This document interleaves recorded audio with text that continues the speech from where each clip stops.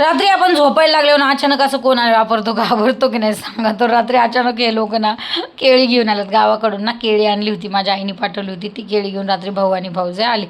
तर चला सकाळची सुरुवात केली चपातीला. आणि काय माहिती का, कधी कधी असं होतं आपण चपाती करायला लागली ना, चपात्या कायम आपल्या फुगतात.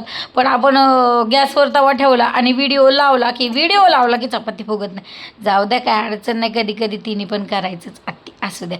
काय भावाचा मुलगा जाताना मोदक करायचा साच्या खिशात घालून घेऊन गेलाय आणि लिंबू पण दिले बरं का. आपण कोणाचं मोकळं, कोणी काय आपल्याला दिलं ना, आपण कोणाला मोकळ्या हाताने पाठवत नाही. आपल्या पहिल्यापासूनचा न्याय.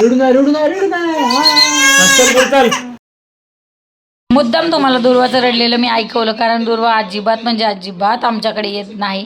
आत्या म्हणती पण आमच्याकडे अजिबात येत नाही. त्यांच्या गाडीमध्ये असलेला हा पटका म्हणजे फेटा तो मी काढून घेतलेला आहे. याचं नक्कीच मी काहीतरी बनवल जे तुम्हाला व्हिडिओमध्ये नक्की पुढं बघायला भेटेलच. आणि यासाठी तुम्ही मला सबस्क्राईब करायला विसरू नका बरं का. चला तर बाय.